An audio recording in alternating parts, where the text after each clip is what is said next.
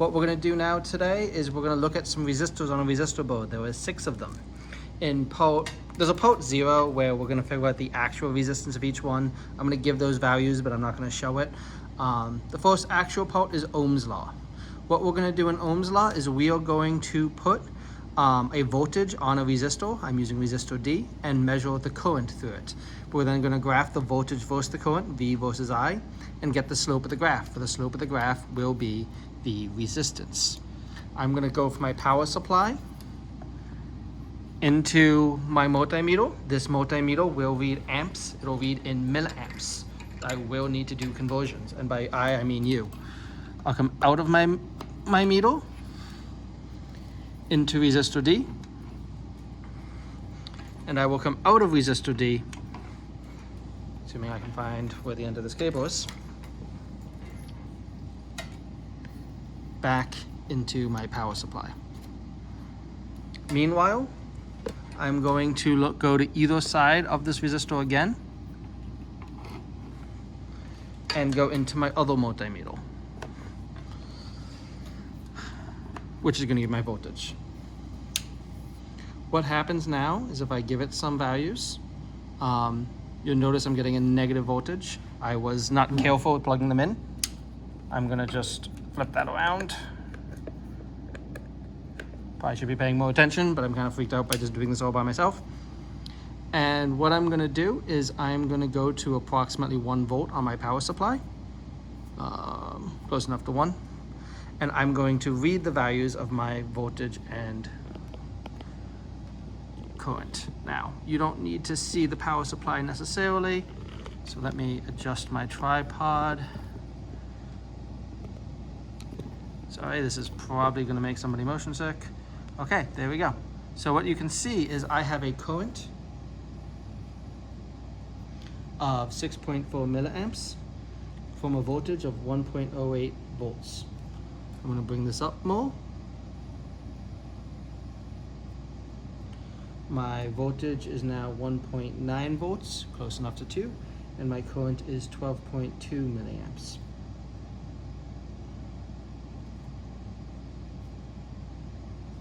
I'll bring this up to 3, or approximately 3. 3.04 volts is 20.8 milliamps.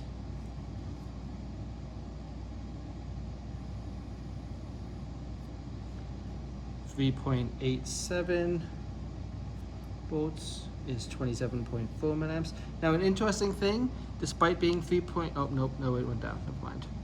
Ignore that interesting thing. 4.99, close enough to 5, and 36.4 milliamps.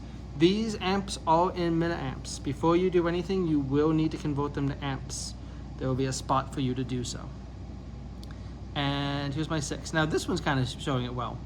My power supply, you can't see it, but was reading 6.0 volts, even though my resistor is only getting a 5.6 volts. I have some sort of loss somewhere in this line. It's one of the post-lab questions. See if you can figure out why. As I said, convert the milliamps to amps, and then you make a graph.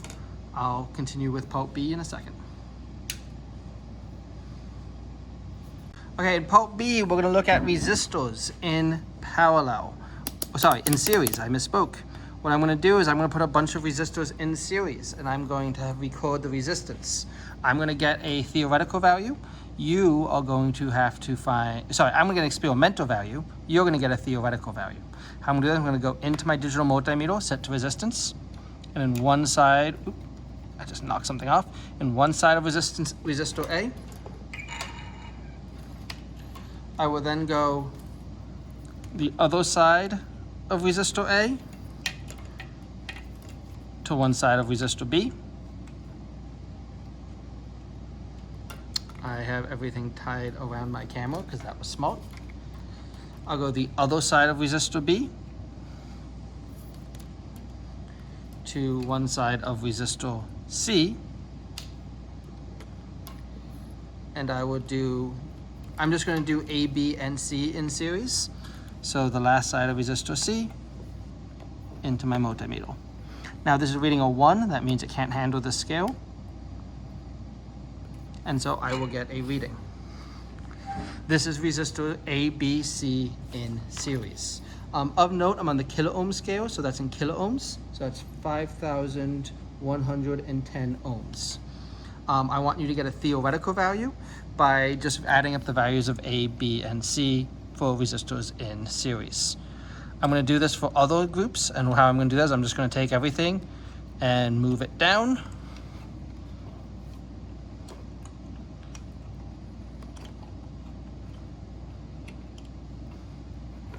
And I'm going to see if I can get down a scale. I can. This is still on the kilo scale, so this is 1,000. Well, that's unsteady.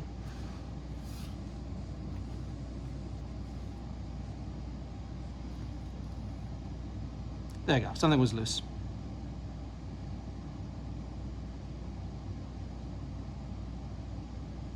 I'm just going to take it. 1,565 ohms. I can then move down again.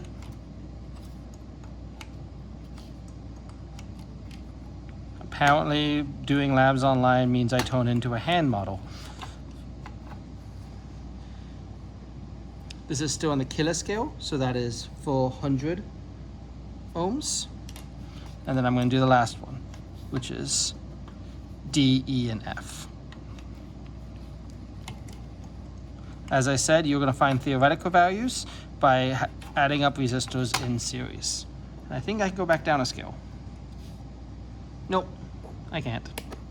This is still on the kilo scale, so 203. I'll come back with parallel. Okay, in this part, we're going to look at resistors in parallel. I'm going to take my digital multimeter and put them on either side of resistor A, keeping it in resistance mode. So now I'm just looking at A. And then I'm basically going to branch my way down. I'm going to go from an A into B, and I'm going to do the same thing on both sides. From in B, from in A to in B, and then I'll go from B to C, because my goal is to look at resistors A, B, and C in parallel. This would be a parallel circuit. So I'm going to get this all hooked up, and I'm going to find the value of the resistance for these in parallel. Now this is not a kilo scale, so that's the actual value. It's 170.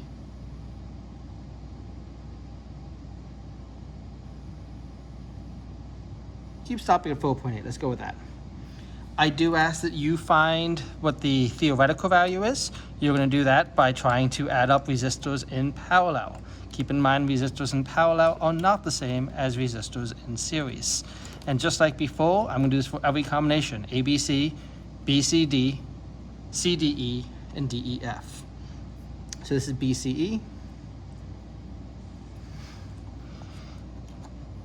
I'll move it down.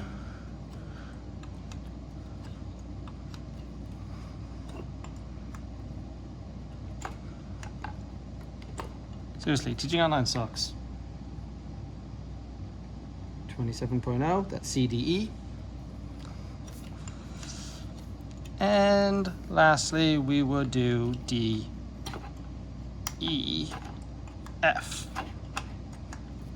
The big value of 10.9.